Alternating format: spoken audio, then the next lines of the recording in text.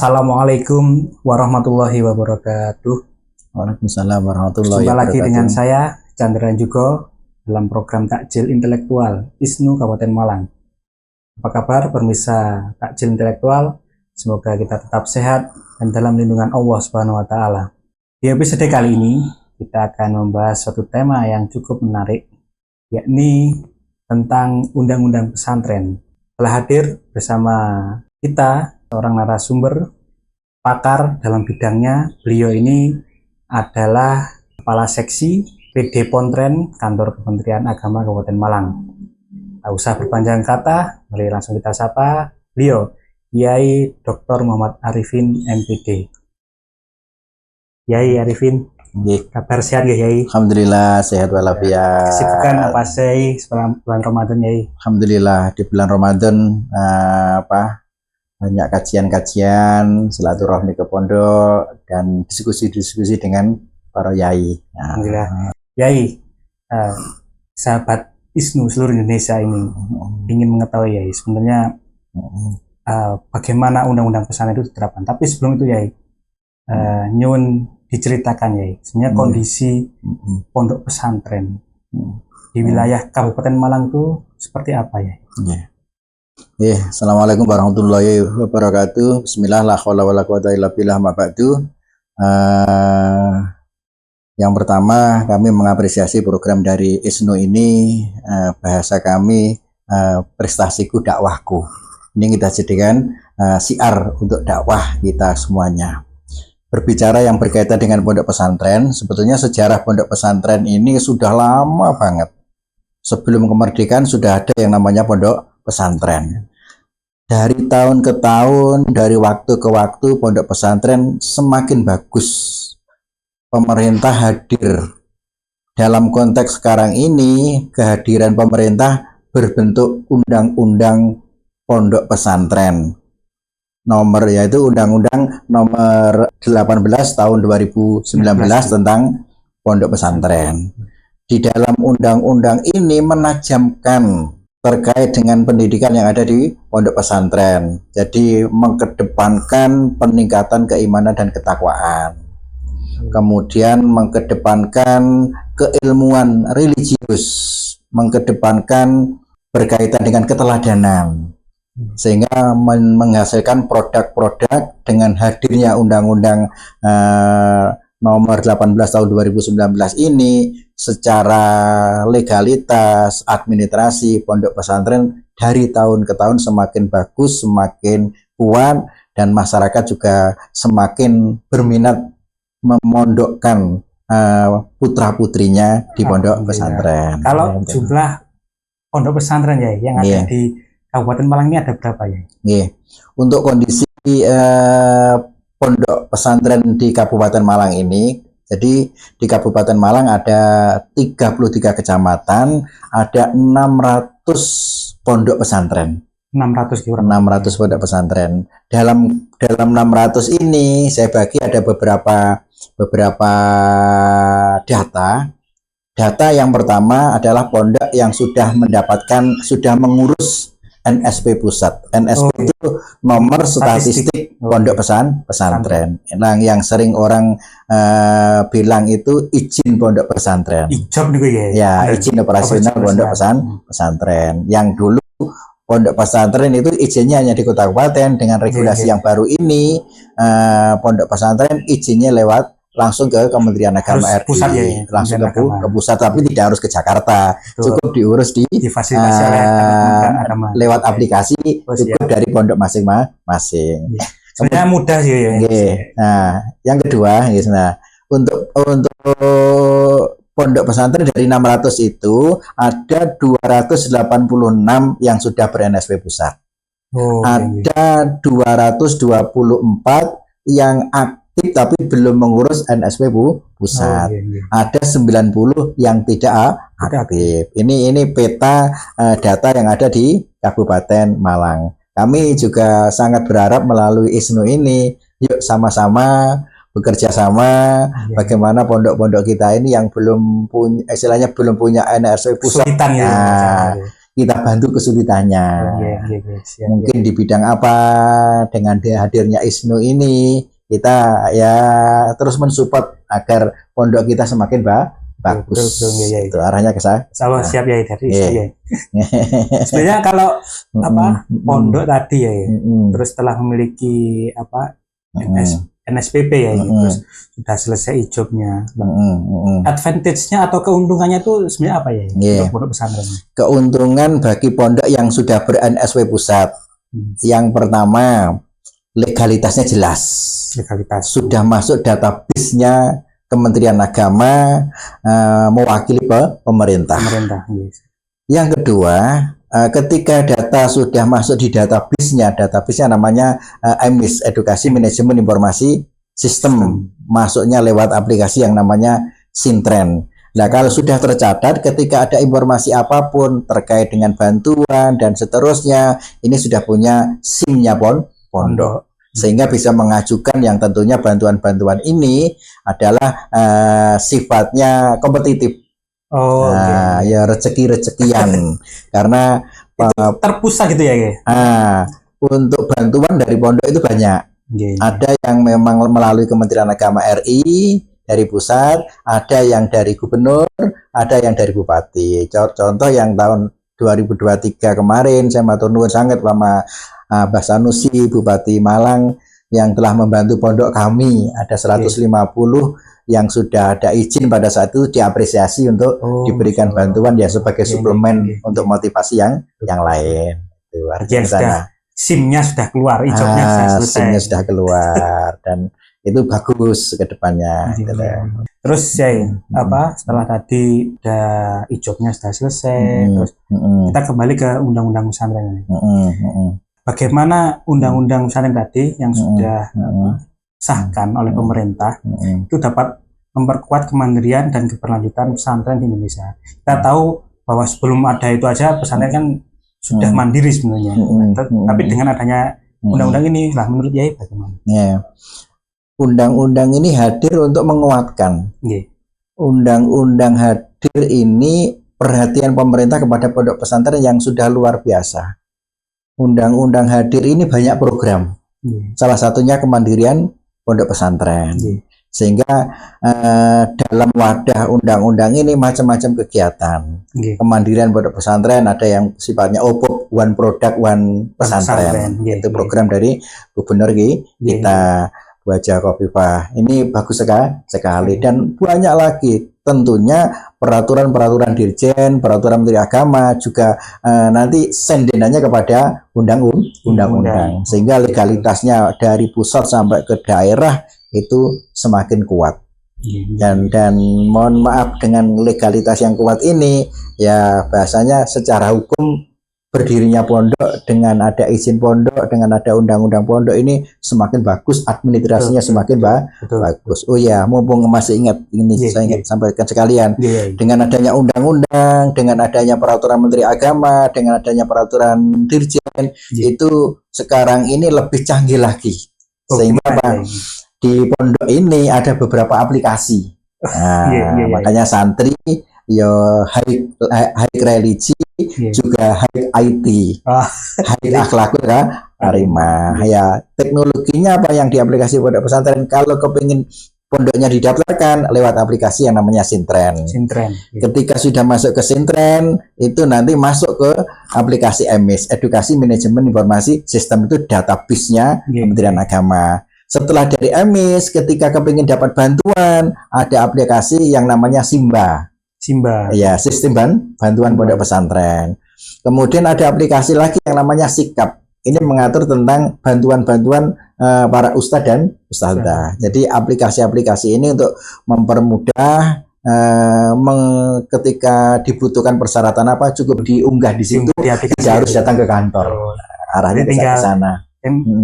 Itu berarti sudah paperless ya, gitu. Jadi tinggal scan data, kemudian diunggah di aplikasi dari pihak kantor kementerian, tinggal ini ngecek verifikasi. Namanya verifikasi ya. Verifikasi oleh kota kabupaten, sudah bagus, submit langsung, klik hari itu juga ke provinsi. Ya, juga irit waktu, irit biaya, betul, irit tenaga. Irit tenaga. Ini. Baik ya, selanjutnya tadi kan undang-undang pesantren kan masih ibaratnya masih payung besarnya ya. Nah, sedangkan yang di tingkat Pemda ya, di pemerintah daerah terutama dalam hal ini adalah mungkin di Kabupaten Malang ya. Nah, itu dalam penyusunan peraturan daerahnya seperti apa ya? Ya, hierarkinya undang-undang itu dari pusat. Jadi Undang-Undang RI nomor 18 tahun 2019 itu kemudian dijabarkan, ditajamkan oleh PMA, Peraturan Menteri Agama. Kemudian dijabarkan oleh Dirjen, ada Dirjen namanya Pendis. Setelah dari Dirjen kemudian dilaksanakan oleh Direktur yang namanya Direktur PD Pontren, Pendidikan Dini dan Pondok Pesantren, kemudian masuk ke provinsi, Kakanwil, masuk ke kota kabupaten, kepala Kementerian Agama. Dalam konteks di kota kabupaten ini kita selalu berkoordinasi dengan pemerintah daerah.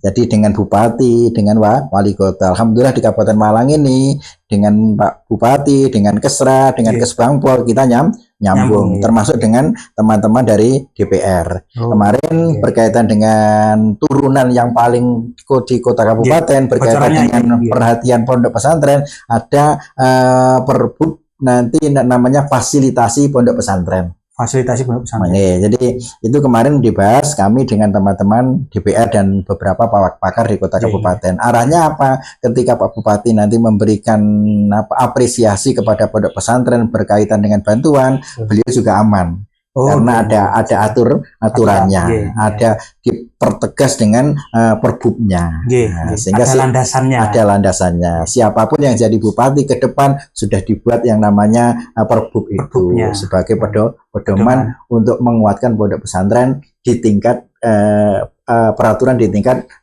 bupati atau wali kota. Nah, ini alhamdulillah Kabupaten Malang luar biasa, kita kerjasama dengan Pemkab ini alhamdulillah ya. Jadi, luar biasa sekali, harmonis sekali, bagus sekali.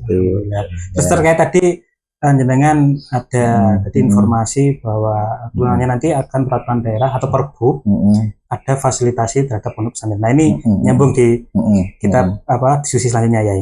Nah dalam rangka fasilitasi tadi dari undang-undang pesantren terus Perbup terhadap perkembangan ini kaitannya dengan teknologi informasi ya. Untuk pesantren terus inovasi digital itu menurut jenengan bagaimana ya? Apakah juga di situ nanti masuk? Nah, di dalamnya undang-undang yang fasilitasi pondok pesantren ini juga sebetulnya ada beberapa kekuatan. Jadi visi misinya santri ini religi, penguasaan keagamanya kuat dan itu sudah berjalan.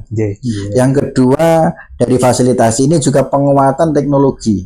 Kan di pondok juga perlu yang namanya laptop, perlu yang namanya kamera-kamera, perlu adanya internet dari provider macam-macam. Itu kan perlu membutuhkan skill dari para santri dan didorong dengan fasilitas yang ada, sehingga ke depan santri ini harus menguasai teknologi dan ke depan juga santri ini dengan manajemen yang bagus, amanah, akhlakul karimahnya, keteladanan, bisa menguasai dunia, bisa menguasai negeri. Kalau santrinya jadi pemimpin, nah ini ke depan insya Allah akan makmur.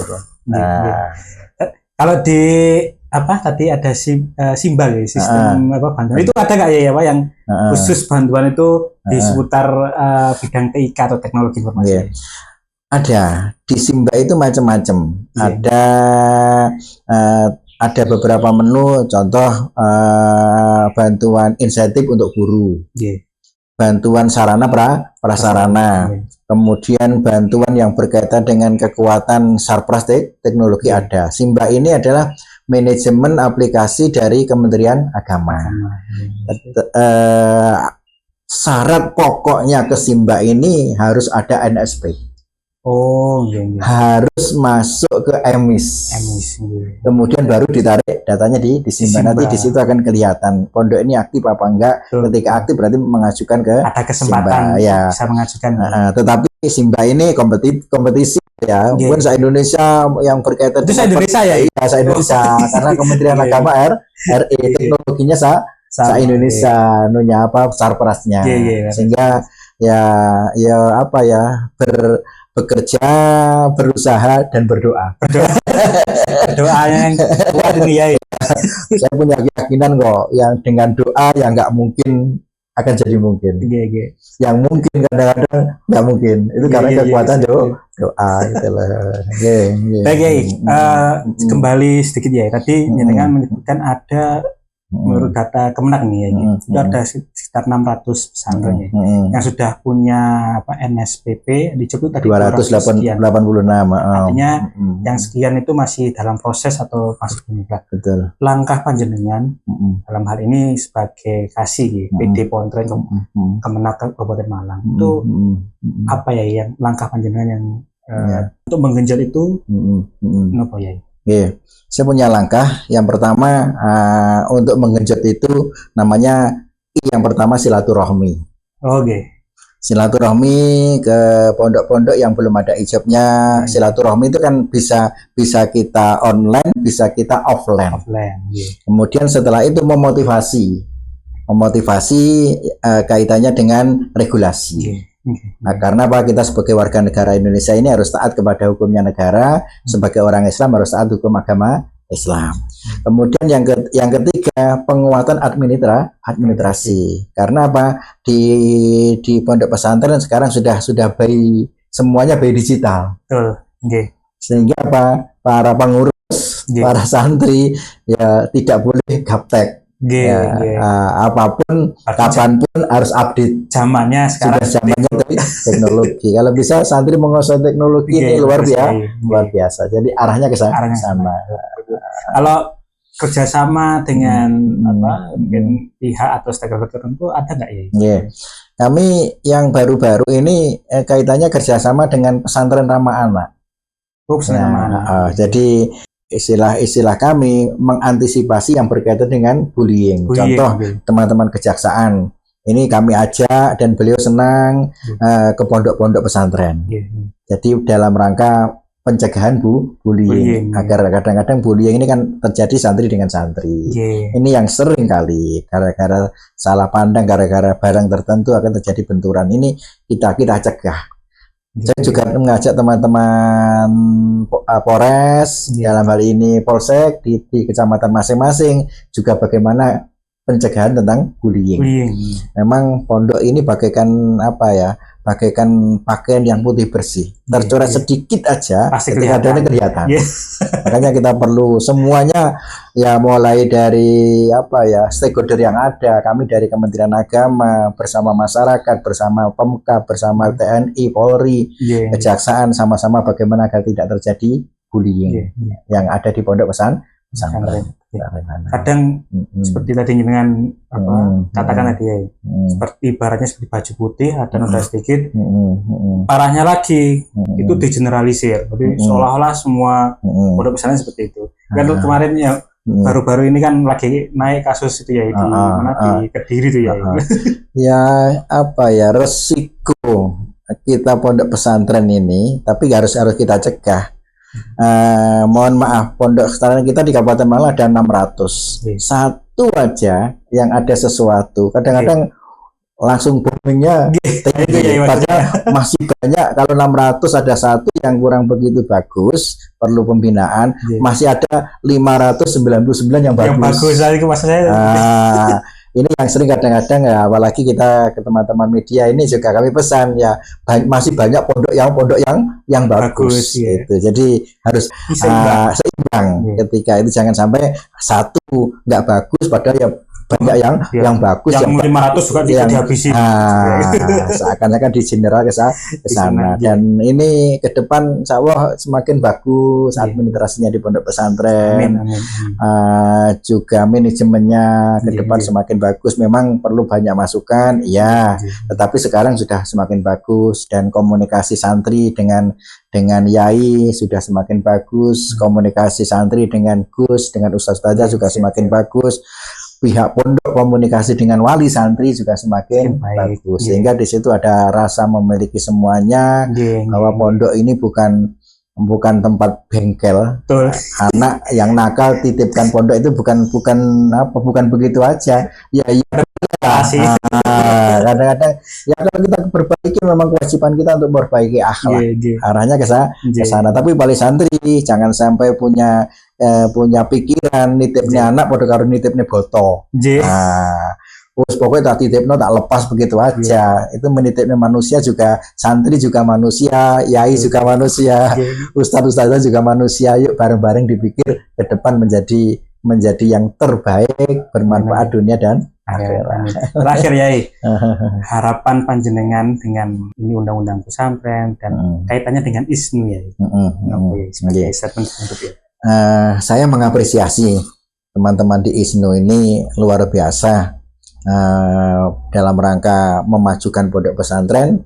Di bidang administrasinya saya terima kasih, di bidang silaturahminya ke Gus-Gus, memotivasi agar pondok pesantren semakin maju. Kemudian di bidang kolaborasinya dengan ISNU, dengan pondok pesantren, dengan seksi PD Pontren ini berjalan mulus. Ini dipertahankan.